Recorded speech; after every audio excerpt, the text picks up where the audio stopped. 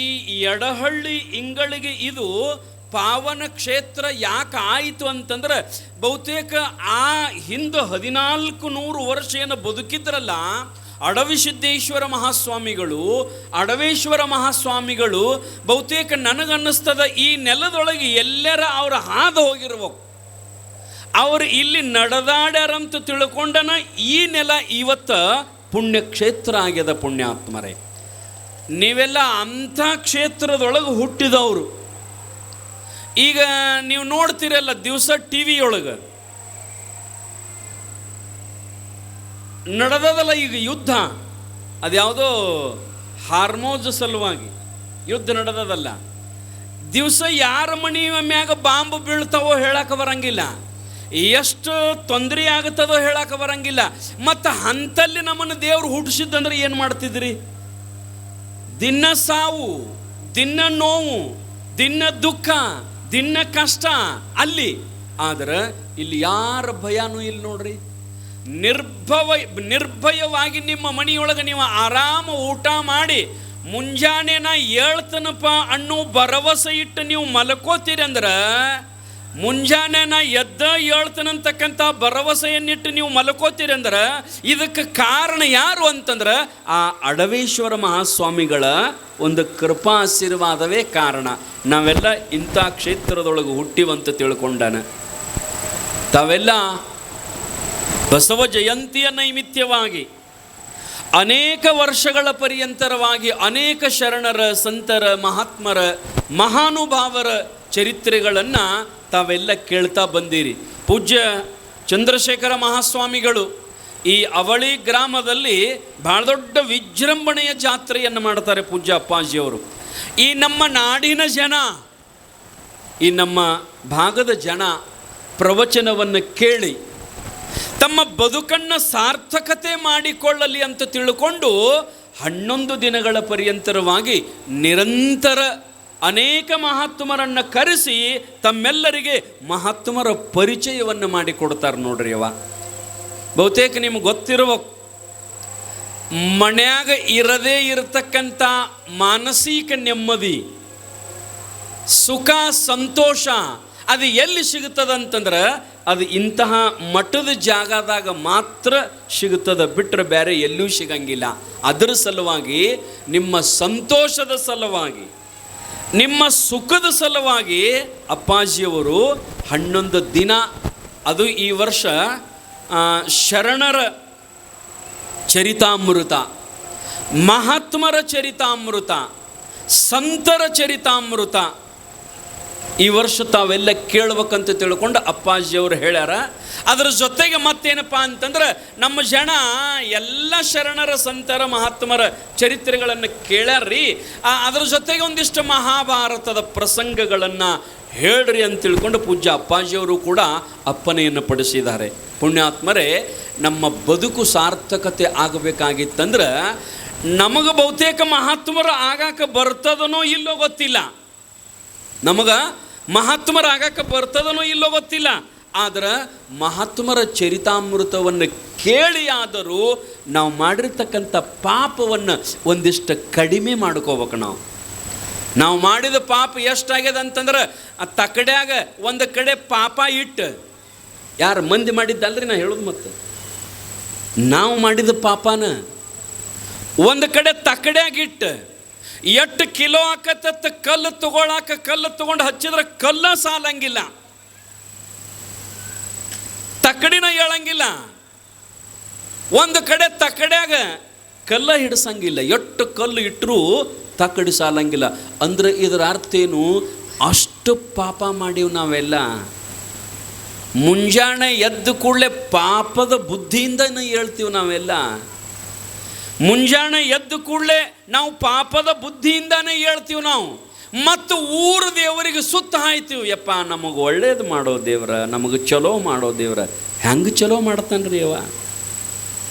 ಇನ್ನೊಬ್ಬರ ಹಾಳಾಗಲಿ ಅನ್ನೋ ಭಾವನೆ ನಮ್ಮ ಮನಸ್ಸಿನಾಗಿತ್ತು ಅಂದ್ರೆ, ಇನ್ನೊಬ್ಬರ ಮನೆ ದೀಪ ಆರ್ಲಿ ಅನ್ನೋದು ನಮ್ಮ ಮನಸ್ಸಿನಾಗಿತ್ತಂದ್ರೆ, ಇನ್ನೊಬ್ಬರ ಮನೆ ಮುರಿಲಿ ಅನ್ನೋ ಭಾವನೆ ನಮ್ಮ ಮನಸ್ಸಿನಲ್ಲಿತ್ತಂದ್ರೆ ಈ ಊರನ್ ದೇವ್ರ ಅಲ್ರಿ, ಈ ರಾಜ್ಯದಾಗಿನ ದೇವ್ರಲ್ಲ.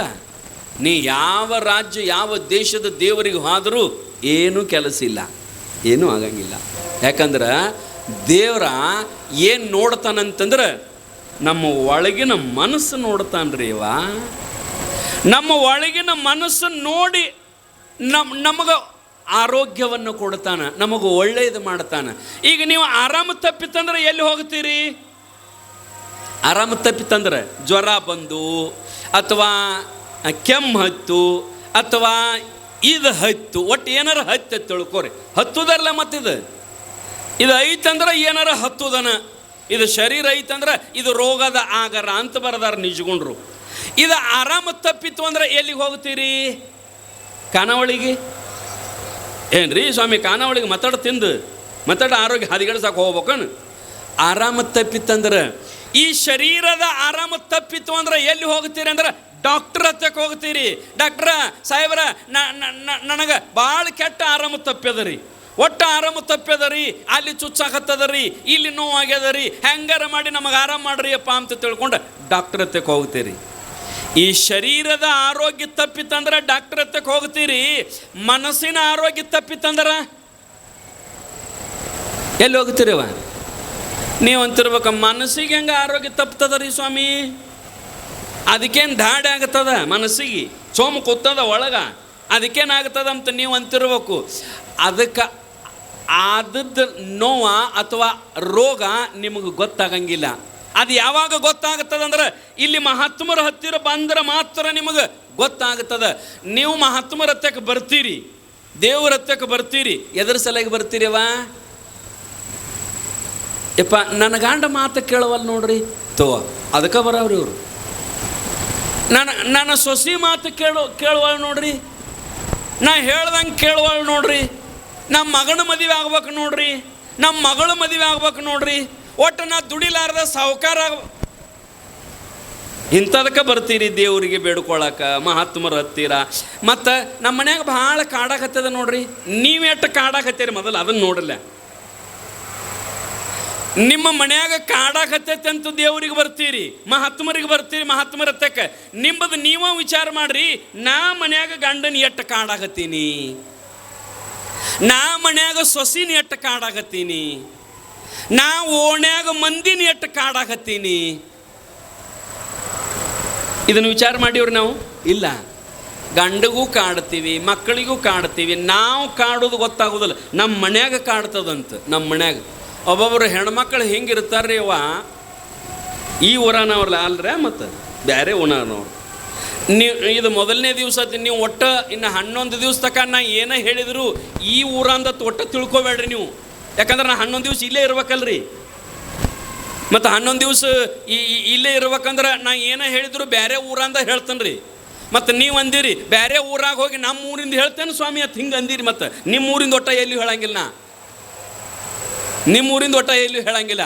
ಬೇರೆ ಊರಂದು ನಿಮ್ಮ ಊರಾಗ ಹೇಳ್ತೇನೆ ನಾ. ಈಗ ಏನು ಅಂತಂದ್ರೆ ಒಬ್ಬಕ್ಕೆ ಹೆಣ್ಮಗಳು ಗಂಡಗೆ ಭಾಳ ಕಾಡ್ತಿದ್ದಳ್ರಿ. ಕಾಡುದಂದ್ರೆ ಏನು ರೀ, ಒಟ್ಟು ವಾಟ ವಾಟ ವಾಟ ವಾಟ ಪಿಟಿ ಪಿಟಿ ಪಿಟಿ ಗಂಡಗೆ ಹಚ್ಚೋದು. ಒಟ್ಟು ಸುಮ್ಮ ಕೊಡ್ಕೊಳಂಗಿಲ್ಲ.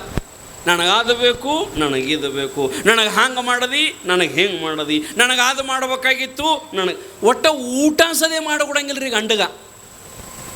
ಯವ್ವ ನಾವು ಗಂಡನ ಕೂಡ ಏನು ಬೇಡ್ಬೇಕು, ಗಂಡಗ ಎಷ್ಟು ಬೇಡ್ಬೇಕು, ನಮ್ಮ ಗಂಡನ ಯೋಗ್ಯತೆಯನ್ನು ನೋಡಿ ನಾವು ಕೇಳ್ಬೇಕ್ರಿ. ಅವ ನಿಮ್ಮ ಗಂಡ ನೌಕರಿ ಅದಾನ, ಅವ ಒಂದು ತಿಂಗಳ ಒಂದು 20-25 ಸಾವಿರ ರೂಪಾಯಿ ಪಗಾರ ಐತಿ. ನೀ ಅಟ್ರೊಳಗೆ ಬೇಡ್ಬೇಕಲ್ಲ. ಏನ ಬೇಡಿದ್ರು ತಿಂಗಳ 1 ತೊಲಿ ಬಂಗಾರ ತೊಗೊಂಡು ಬಾ ಅಂದ್ರೆ ಎಲ್ಲಿ ತರ್ಬೇಕು? ಅವ್ನು ತುಡಿಗೆ ಹೋಗ್ಬೇಕಾ ಆಫೀಸ್ ಬಿಟ್ಟು? ನಿನ್ನ ಗಂಡ ಇನ್ನೊಬ್ಬರಲ್ಲಿ ದುಡ್ಯಾಕೆ ಹೋಗ್ತಾನೆ, ಒಬ್ಬ ಮನುಷ್ಯ ದುಡ್ಯಾಕೆ ಹೋಗ್ತಾನೆ, ಅವಾಗ ದಿವಸ 500-200 ಪಗಾರ ಅದ. ಯೋಗ್ಯತೆಯನ್ನು ನೋಡಿ ಬೇಡ್ಬೇಕಲ್ರಿ. ಅವ ಗಂಡಗ ನಾವು ಯಾವತ್ತೂ ನೋವು ಕೊಡಬಾರ್ದು. ಏನಕ್ಕೇನಾರ ನಾವು ಒದರಾಡಕ ತಗೊಂಡಿರಬಾರ್ದು. ಯಾಕಂತಂದ್ರೆ ಮನ್ಯಾಗ ಮಹಾಲಕ್ಷ್ಮಿ ಇರ್ಬೇಕಾದ್ರೆ ನೀ ಮಣಿ ಮಹಾಲಕ್ಷ್ಮಿ ಹೆಂಗಿರ್ತೀಯಲ್ಲ, ನಿನ್ನ ನೋಡಿಕೊಂಡು ಆ ಮಹಾಲಕ್ಷ್ಮಿ ಇರ್ತಾಳಂತ್ರಿ. ಅವ ನಮ್ಮನ್ನು ನೋಡಿ ಮಹಾಲಕ್ಷ್ಮಿ ಇರ್ತಾಳಂತೆ. ನಿಮಗೆ ಯಾರಿಗೂ ಬಡತನ ಬೇಕಾಗಿಲ್ಲ, ಒಟ್ಟು ಯಾರಿಗೂ ಬಡತನ ಬೇಕಾಗಿಲ್ಲ. ಒಬ್ಬರ ಕೈ ಎತ್ತಿರೇನು? ಇಲ್ಲ ರೀ ಸ್ವಾಮಿ ನಮಗೆ ನಡೀತಿದ್ದು ಬಡತನ ಬಂದ್ರಂತೆ. ಯಾರ ಕೈ ಎತ್ತಿರಿ? ಯಾಕ್ರಿ? ಇದ್ದದ್ದು ಬಡತನ ಸಾಕಾಗ್ಯದ ನಮಗೆ. ನಾವು ಇನ್ನೋವ ಕಾರ್ ಗಾಡಿ ತೊಗೋಬೇಕತ್ತೀವಿ, ಮನೆ ಮ್ಯಾಲಕ್ಕೆ ಮನೆ ಕಟ್ಬೇಕಂತ ನಾವು ಅಂತೀವಿ, ನಾವು ಕೊಳ್ಳ ತುಂಬ ವಜ್ಜಾಗಂಗ ಬಂಗಾರ ಹಾಕೋಬೇಕಂತೀವಿ. ಆದ್ರೆ ಆಗವಲ್ತು. ಯಾಕಂದ್ರೆ ಅದು ಸುಮ್ಮನೆ ಬರ್ತೈತೇನ್ರಿ? ಎಲ್ಲ ಹಾಗೆ ಬರಂಗಿಲ್ಲ.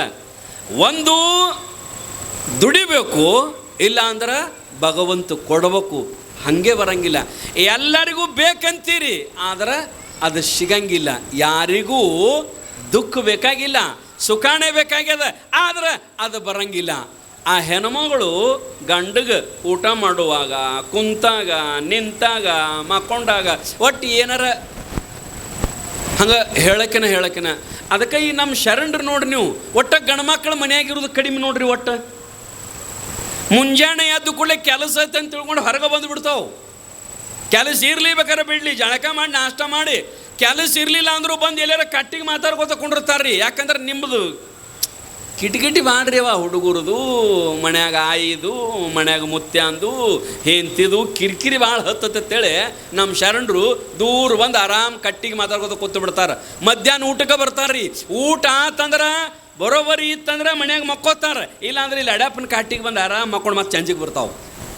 ಹಂಗೆ ಮಾಡಬಾರ್ದ್ರಿ ಅವ. ಮನ್ಯಾಗ ಗಂಡ ಹೆಂಡತಿ ಮಕ್ಕಳು ಚಂದ ಇರುವಂಗೆ ನಾವು ಬಾಳೆ ಮಾಡ್ಬೇಕು. ಆ ಹೆಣ್ಮಗಳು ಭಾಳ ಕಿರಿಕಿರಿ ಮಾಡ್ತಿದ್ಲು.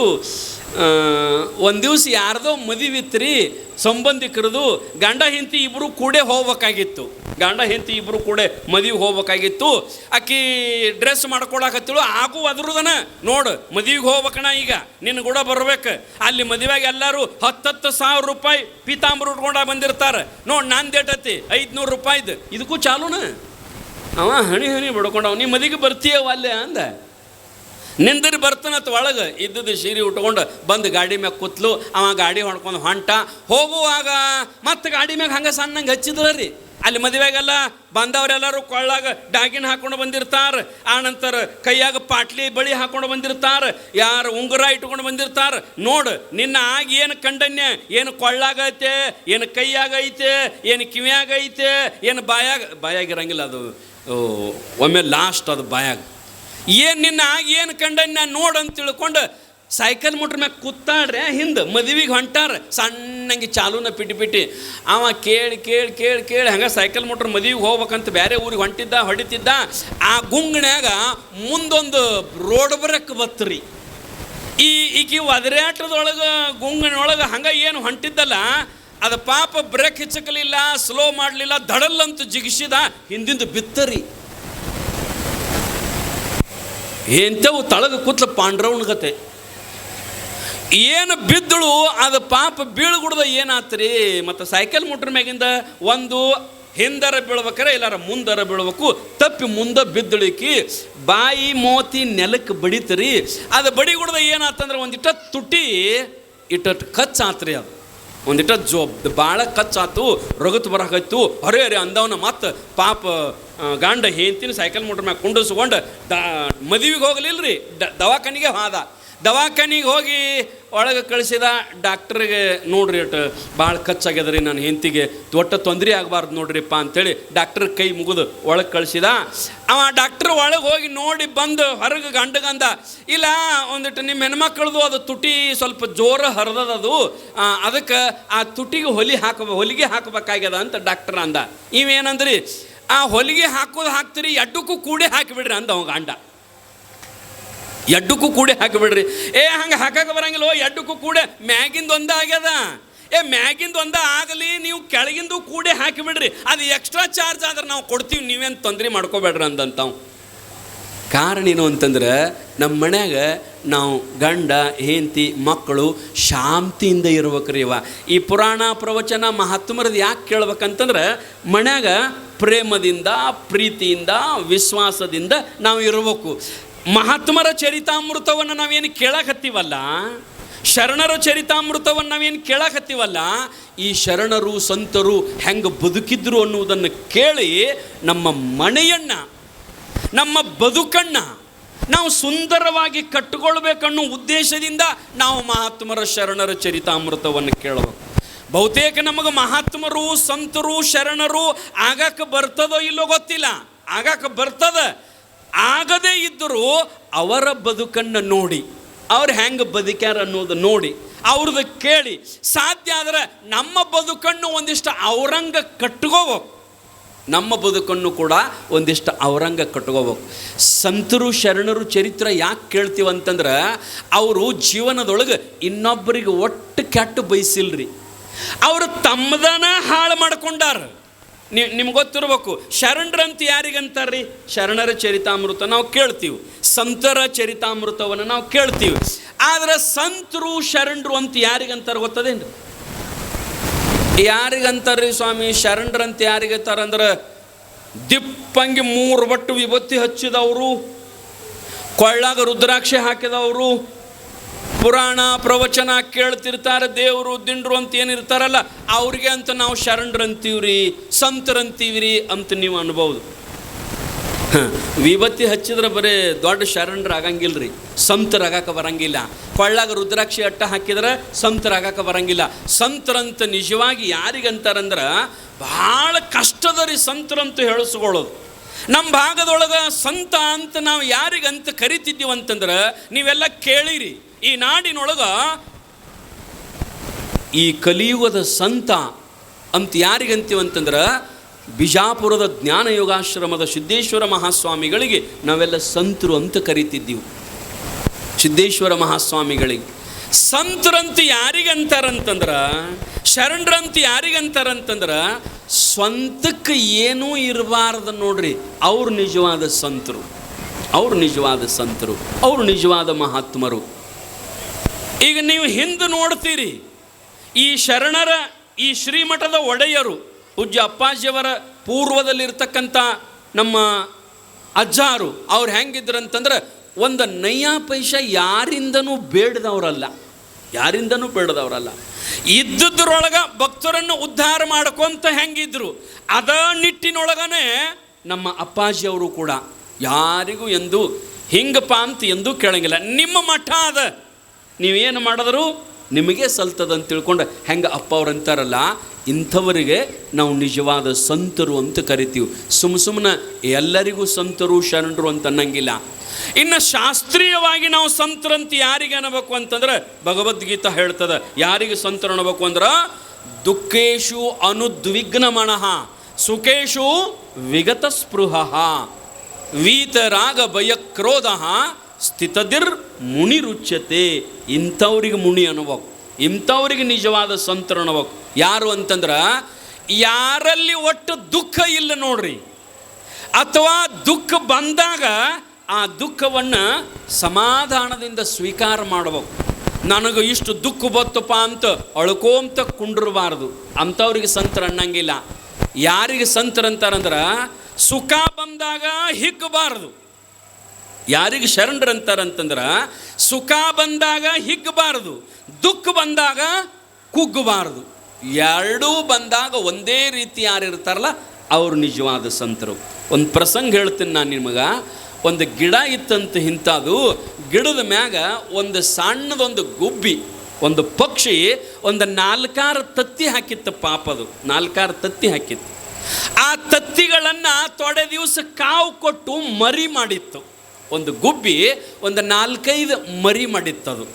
4-5 ಮರಿ ಮಾಡಿ ಎಲ್ಲೋ ಅಡ್ಡಾಡಿ ಕಾಳು ತಂದು ಆ ಗುಬ್ಬಿಗಳನ್ನು ಸಾಕಿತ್ತದು, ಮರಿಗಳನ್ನು ಸಾಕಿತ್ತದು ಗುಬ್ಬಚ್ಚಿ. ಅದು ಒಂದಿನ ಏನಾಯಿತು ಅಂತಂದ್ರೆ ದಿವಸ ಆಹಾರ ತರೋದು, ತಂದ ಆ ಗುಬ್ಬಿಗಳನ್ನು ಸಾಕುವುದು, ಹಿಂಗೇನು ಮಾಡ್ತಿತ್ತಲ್ಲ. ಒಂದಿನ ಯಾವುದೋ ಒಂದು ಹಾವು ಬಂದು ಆ ಪಕ್ಷಿ ಇಲ್ಲದಾಗ ಆ ಸಣ್ಣ ಸಣ್ಣ ಸಣ್ಣ ಸಣ್ಣ ಮರಿಗಳನ್ನ 4 ಮರಿಗಳನ್ನು ತಿಂದು 4 ಮರಿಗಳನ್ನು ತಿಂದು ಏನು ಮಾಡಿತ್ತಂತಂದ್ರೆ ಕೆಳಗೆ ಅವತರದ ಪುಚ್ಚ, ಅವತರದ ಕಾಲ ಅದ ಇದ ಒಗೆದು ಆ ಪಕ್ಷಿಗಳನ್ನು ಮರಿಗಳನ್ನು ತಿಂದು ಹೋಗಿಬಿಟ್ಟಿತ್ತದೊಂದು ಹಾವ. ಪಾಪಿದ ಗುಬ್ಬಚ್ಚಿ ಬಂತು. ಮಕ್ಕಳ ಮೇಲೆ ಭಾಳ ಪ್ರೀತಿ ನೋಡ್ರಿ. ಯಾರಾದರೂ ನೀವು ನಿಮ್ಮ ಮಕ್ಕಳ ಮ್ಯಾಗ ಭಾಳ ಪ್ರೀತಿ ಅದೀರಿ, ಹಂಗೆ ಪಕ್ಷಿಗಳು ಅವತರ ಮಕ್ಕಳ ಮ್ಯಾಗ ಭಾಳ ಪ್ರೀತಿ ಬಂದು ನೋಡಿತು. ಕೆಳಗೆ ಅವತರದೆಲ್ಲ ಪುಚ್ಚ ಅದು ಇದು ಬಿದ್ದಿದ್ದು ಗೊತ್ತಾಯ್ತು. ಅದಕ್ಕೆ ಯಾವುದೋ ಒಂದು ಬಂದು ನನ್ನ 4 ಮಕ್ಕಳನ್ನು, ನನ್ನ 4 ಮರಿಗಳನ್ನು ತಿಂದು ಹೋಗ್ಯದಂತ ತಿಳ್ಕೊಂಡು ಏನು ಮಾಡಿತು ಅಂತಂದ್ರೆ ಅಳ್ಳಾಕೈತು. ಚಂಚನಕ ಐತ್ರಿ ಪಾಪ, ಮುಂಜಾನೆಯಿಂದ ಚಂಚಿ ತನಕ ಆಯ್ತು. ಹತ್ತು ಏನು ಮಾಡ್ಬೇಕ್ರಿ ಮತ್ತು ಪಾಪ ಸುಮ್ಮಾಯಿತು. ಸುಮ್ಮಾಗಿ ಮತ್ತೊಂದು ದಿವಸ ಹಂಗೆ ಟೈಮ್ ಕಳೀತು. ಮರುದಿವ್ಸ ಮತ್ತು ಅದ ಗಿಡದ ಟೊಂಗಿ ಮ್ಯಾಗ ಕುಂತಿತ್ತು ಅದು ಪಕ್ಷಿ. ಕುಂತ ಆ ಪಕ್ಷಿಗೊಂದು ರೂಢಿ ಏನಂತಂದ್ರೆ ದಿವಸ ಒಟ್ಟು ಹಾಡ್ತಿತ್ತದು. ಹಾಡೋದಂದ್ರೆ ಏನು, ಅದು ತನ್ನ ಭಾಷೆಯೊಳಗೆ ಒದರ್ತಿತ್ತು. ತನ್ನ ಭಾಷೆಯೊಳಗೆ ಇವ್ರು ಹೆಂಗೆ ಹಾಡ್ತಾರಲ್ಲ, ಇವರಿಗೆ ಬಾಯಿ ಅದ, ಸಂಗೀತದ ಮೂಲಕ ಹಾಡ್ತಾರೆ. ಆದರೆ ಪಕ್ಷಿಗಳಿಗೆ ಬಾಯಿ ಇರಂಗಿಲ್ಲಲ್ಲ, ಅದು ತನ್ನ ಸ್ವರದೊಳಗೆ, ಒಂದು ಸ್ವರದೊಳಗೆ ಕೂಗುತ್ತಿತ್ತು, ಒಂದು ಸ್ವರದೊಳಗೆ ಹಾಡ್ತಿತ್ತು. ಅದು ಒಟ್ಟು ದಿನ ಹಾಡ್ತಿತ್ತು. ಆ ಗಿಡದ ಬುಡಕ್ಕೆ ಒಬ್ಬ ಸಂತ ದಿವಸ ಆ ಕಟ್ಟಿ ಮ್ಯಾಗ ಬಂದು ಕುಂಡಿರ್ತಿದ್ದ. ಒಬ್ಬ ಮಹಾತ್ಮ, ಒಬ್ಬ ತಪಸ್ವಿ ಆ ಗಿಡದ ಬುಡಕ್ಕೆ ಕುಂಡಿರ್ತಿದ್ದವ. ಅವನಿಗೆ ಗೊತ್ತಾಗಿತ್ತು ಕೆಳಗ ಮರಿ ಪುಚ್ಚಗಳು ಬಿದ್ದಿದ್ದು, ಎಲ್ಲ 4 ಮರಿಗಳನ್ನು ಒಂದು ಹಾವು ತಿಂದು ಹೋದದ್ದು ಅದೆಲ್ಲ ಗೊತ್ತಿತ್ತು. ಆ ಪಕ್ಷಿ ಮುಂಜಾನಿಂದ ಸಾಯಂಕಾಲ ತನಕ ಅಳ್ಳುವುದು ಗೊತ್ತಿತ್ತು. ಮರುದಿವ್ಸ ಆ ಪಕ್ಷಿ ಏನು ಮಾಡಿತ್ತು ಅಂತಂದ್ರೆ ಮತ್ತೆ ಸಣ್ಣಂಗೆ ಹಾಡಕತ್ತದು. ದಿವಸ ಏನು ಹಾಡ್ತಿತ್ತಲ್ಲ, ಮತ್ತು ಸಣ್ಣಂಗೆ ಹಾಡಕತ್ತಿತ್ತು. ಈ ಕೆಳಗೆ ಕುಂತ ಸಂತನಿಗೆ ಭಾಳ ಆಶ್ಚರ್ಯ ಆಯಿತು. ನಿನ್ನೆ ಅಳ್ತಿತ್ತು, ನಿನ್ನೆ ಅದರ ಮಕ್ಕಳ 4 ಸತ್ತಾವ, ಇವತ್ತು ಮತ್ತೆ ಗಿಡದ ಮ್ಯಾಗ ಕೂತು ಚಂದ ಹಾಡಕತ್ತದಲ್ಲ, ಇದು ಏನಿದ್ರ ಗುಟ್ಟ ಅಂತ ತಿಳ್ಕೊಂಡು ಆ ಸಂತರು ಏನು ಮಾಡಿದ್ರು ಅಂತಂದ್ರೆ ಪಕ್ಷಿಗೆ ಕರೆದ್ರಂತ, ಬಾಯಿಲೆ ಅಂತ ಕರೆದ್ರಂತ. ಪಕ್ಷಿ ಬಂದು ಮುಂದೆ ಕೂತಂತ. ಆಗ ಮಹಾತ್ಮರಂದ್ರು, ಅಲ್ಲ, ನಿನ್ನ ಪ್ರೀತಿಯ 4 ಮಕ್ಕಳು, ನಿನ್ನ ಪ್ರೀತಿಯ ಎಳೆಯ ಸಣ್ಣ 4 ಮಕ್ಕಳು ನಿನ್ನೆ ಸತ್ತಾವ. ಚಂಚನಕ ಹತ್ತಿ ಜೋರ್ ಹತ್ತದಿ ಮತ್ತು ಹೊತ್ತೇರಿ ಮತ್ತೆ ಚಂದ ಹಾಡ್ಕೋತ ಕುಂತಿಯಲ್ಲ, ಆ ದುಃಖ ಹೋಯ್ತೇನು, ಮರೆತೇನು, ಮತ್ತೀಗ ಹಾಡ್ಕೋತ ಕುಂತಿಯಲ್ಲ ಅಂತಂದಾಗ ಪಕ್ಷಿ ಮಹಾತ್ಮನಿಗೊಂದು ಮಾತು ಹೇಳ್ತಂತೆ. ಏನಂತಂದ್ರೆ, ಯಪ್ಪ, ಒಬ್ಬಕ್ಕೆ ಹೆಣ್ಮಗಳು ಕಸಕ್ಕೆ ಹೋಗ್ತಿರ್ತಾಳೆ.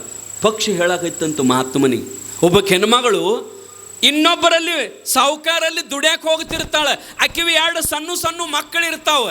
ಆಕೆ ಏನು ಮಾಡ್ತಾಳಂದ್ರೆ ಬಾಜು ಮಣಿ ಹೆಣ್ಮಗಳ ಹತ್ಯಕ್ಕೆ 2 ತುರ್ದು ಮಕ್ಕಳದು ಬುತ್ತಿ ಇಟ್ಟು ಆಕೆ ಏನು ಮಾಡ್ತಾಳಂದ್ರೆ, ಯವ್ವ ನನ್ನ ಮಕ್ಕಳ ಆಟ ನೋಡ್ತಿರು, ಇಲ್ಲೇ ಇಟ್ಕೊಂಡು ನನ್ನ ಮಕ್ಕಳಿಗೆ ನಿನ್ನ ಮನ್ಯಾಗ ಬುತ್ತಿ ಇಡ್ತನು. ನಾನೀಗ ಮುಂಜಾನೆ ಹೋದ್ನಂದ್ರೆ ಚಂಜಿಗೆ ನಾ ಬರ್ತನು, ಅದಕ್ಕೆ ಈಗ ಮುಂಜಾನಿಂದ ಚಂಜಿ ತಕ ಇವೆರಡು ನಿನ್ನ ಮಕ್ಕಳಂತ ತಿಳ್ಕೊಂಡು ಅವತ್ತನ್ನ ನಿನ್ನ ಮನ್ಯಾಗನ ಇಟ್ಟುವ, ನಾ ಚಂಜಿಗೆ ಬಂದಿಂದ ನನಗೆ ಆ ಮಕ್ಕಳನ್ನ ಕರ್ಕೋತನಂತೇಳಿ ಇನ್ನೊಬ್ಬರ ಮನ್ಯಾಗ ಬಿಟ್ಟು ಹೋಗ್ಕಾಳ. ಹಿಂದೆ ನಮ್ಮ ಮಂದೆಲ್ಲ ಮಾಡ್ತಿದ್ರಿ. ಮತ್ತು ಸಣ್ಣ ಹುಡುಗರಿದ್ರೆ ಇನ್ನೊಬ್ಬರ ಮನ್ಯಾಗ ರೊಟ್ಟಿ ಇಟ್ಟು ನನ್ನ ಒಬ್ಬನೊಂದಿಟ್ಟು ನೋಡುವ ಅಂತ ತಿಳ್ಕೊಂಡು ದಗದಕ್ಕೆ ಹೋಗ್ತಿದ್ರು. ಆಗ ಪಕ್ಷಿ ಹೇಳ್ತದ, ಆಕಿ ಹೋಗಿ ದಗದ ಮುಗಿಸ್ಕೊಂಡು ಇನ್ನೊಬ್ಬರಲ್ಲಿ ಕೂಲಿ ಮಾಡಿ ಚಂಜಿಗೆ ಬರ್ತಾಳೆ. ಆಕಿ ಸಾಯಂಕಾಲ ಎಷ್ಟೊತ್ತಿಗೆ ಅಂತಂದ್ರೆ 5 ಗಂಟೆಗೆ ಬರ್ತಾಳೆ. 5 ಗಂಟೆಗೆ ಬಂದು ಏನು ಮಾಡ್ತಾಳಂದ್ರೆ, ಯಪ್ಪ ಬಾರೋ, ನಾ ಕೆಲಸ ಮುಗಿಸಿ ಬನ್ನಿ ಬಾಯಪ್ಪ ಅಂತ ತಿಳ್ಕೊಂಡು ತನ್ನ ಸಣ್ಣ ಮಗನ ತನ್ನ ದೊಡ್ಡ ಮಗನ ಕರಿತಾಳೆ. ಕರೆದ ಆ ಬುತ್ತಿ ತಾಟ ಕೊಡೆವ, ನನ್ನ ಮಕ್ಕಳನ್ನ ಕರ್ಕೊಂಡು ಹೋಗೋಣ ಅಂತ ತಿಳ್ಕೊಂಡು ಕರ್ಕೊಂಡು ಹೋಗುತ್ತಾಳೆ. ಆಗ ಕರ್ಕೊಂಡು ಹೋಗುವಾಗ ಮುಂಜಾನೆಯಿಂದ ಇದ್ರಲ್ಲ ಮಕ್ಕಳು ಜಾಕ್ ಮಾಡಿದ್ದಳಲ್ಲ, ಆಕೇನು ಕುತ್ಕೊಂಡು ಅಳ್ತಾಳೋ, ಪ್ರೀತಿಯಿಂದ ಕರ್ಕೊಂಡು ಹೋಗುವ ಅಂತಾಳೆ. ಏನಂತಾಳ್ರಿ? ಕರ್ಕೊಂಡು ಹೋಗ್ರಿ ಅಂತಾಳೆ. ಇಲ್ರಿ, ಅಳಂಗಿಲ್ಲಕಿ, ನಿಮ್ಮ ಮಕ್ಕಳ ನೀವು ಕರ್ಕೊಂಡು ಹೋಗ್ರಿ ಅಂತಾಳ. ಆ ಪಕ್ಷಿ ಹೇಳ್ತದ ಮಹಾತ್ಮನಿಗೆ, ಯಪ್ಪ ಹಂಗೆ ನಾವೆಲ್ಲ ದೇವ್ರ ಮಕ್ಕಳೆಲ್ಲ ಇಲ್ಲಿ ನಾವು. ಆ ದೇವರ ಪರಮಾತ್ಮ ಆ 4 ಮಕ್ಕಳನ್ನು 4 ದಿವಸ ನನ್ನ ಹತ್ಯಕ್ಕೆ ಬಿಟ್ಟು ಹೋಗಿದ್ದವ. 4 ದಿವಸ ನಾನು ಹತ್ಯಕ್ಕೆ ಬಿಟ್ಟು ಹೋಗಿದ್ದ. 4 ದಿವಸ ಬಿಟ್ಟು 4 ತಿಂಗಳು ಬಿಟ್ಟು ನಾನು ಜೋಪಾನ ಮಾಡೀನಿ. ಮತ್ತು ತನ್ನ ಮಕ್ಕಳ ಕರ್ಕೊಂಡು ಹೋದ. ಅದರ ಸಂಬಂಧ ನಾಯ ಕಳಬೇಕು ಅಂತದು ಗುಬ್ಬಿ. ನೋಡ್ರಿ, ಆ ಗುಬ್ಬಿಗೆಟ್ಟು ತಿಳುವಳಿಕೆ ಅದ. ದೇವ್ರ ತೊಡೆ ದಿವಸ ಜಾಕಿ ಮಾಡಂತ ನನಗೆ ಬಿಟ್ಟು ಹೋಗಿದ್ದ, ನನ್ನ ಹೊಟ್ಟಿಲೆ ಹುಡ್ಸಿದ್ದ. ಅವತ್ತರ ಟೈಮ್ ಆಯಿತು, ಅವ ಕರ್ಕೊಂಡು ಹೋಗ್ಯಾನ. ಅವನ ಮಕ್ಕಳ ಅವ ಕರ್ಕೊಂಡು ಹೋದ್ರೆ ನಾಯ ಕಳ್ಬೇಕು ಅಂತ ಗುಬ್ಬಿ ಹೇಳಿದ ಕೂಡಲೇ ಸಂತನಿಗೆ ಜ್ಞಾನೋದಯ ಆಯ್ತಂತ. ಇಂಥ ತಿಳುವಳಿಕೆ ಎಲ್ಲರಿಗೂ ಇದ್ರೆ ಎಲ್ಲರೂ ಸಂತರಾಗತ್ತಾರಪ್ಪ, ಎಲ್ಲರೂ ಶರಣರಾಗತ್ತಾರಲ್ಲ ಅಂತ ತಿಳ್ಕೊಂಡು ಮಹಾತ್ಮರಂದ್ರಂತ. ಹಂಗೆ ಜಗತ್ತಿನೊಳಗೆ ನಾವೆಲ್ಲ ಯಾರ ಮಕ್ಕಳು ಅಂತಂದ್ರೆ ಪರಮಾತ್ಮನ ಮಕ್ಕಳು ನಾವೆಲ್ಲ. ಶರಣರು ಅಂತಾರಲ್ಲ, ತಂದೆ ನೀನು, ತಾಯಿ ನೀನು, ಬಂಧು ನೀನು, ಬಳಗ ನೀನು, ನೀನಲ್ಲದೆ ಮತ್ತಾರೂ ಇಲ್ಲವಯ್ಯ ಕೂಡಲ ಸಂಗಮ ದೇವ. ನಮ್ಮೆಲ್ಲರ ತಂದೆ ತಾಯಿ ಬಂಧು ಬಳಗ ಯಾರಂತಂದ್ರೆ ಪರಮಾತ್ಮ ಅದಾನ್ರಿ ಅವ. ಮತ್ತು ಪರಮಾತ್ಮ ತನ್ನ ಮಕ್ಕಳನ್ನ ಒಬ್ಬರನ್ನ ಕರ್ಕೊಂಡು ಹೋದ ಅಂತಂದ್ರೆ ಯಾರು ದುಃಖ ಪಡ್ಬೇಕು? ನಾವೆಲ್ಲ ದುಃಖ ಪಡ್ತೀವಿ. ಯಾಕಂದ್ರೆ ನಾವು ಸಂತರಲ್ಲ, ನಾವೆಲ್ಲ ದುಃಖ ಪಡ್ತೀವಿ. ಮಹಾತ್ಮರು ಸಂತರು ಅವರು ಎಂದೂ ದುಃಖ ಪಡಂಗಿಲ್ಲ. ಯಾಕಂದ್ರೆ ದುಃಖದೊಳಗ ಸುಖದೊಳಗ ಸಮಾನತೆಯನ್ನು ಕಾಣೋರಿಗೆ ಸಂತರಂತ ಕರೀತಾರೆ, ಶರಣರಂತ ಕರೀತಾರೆ.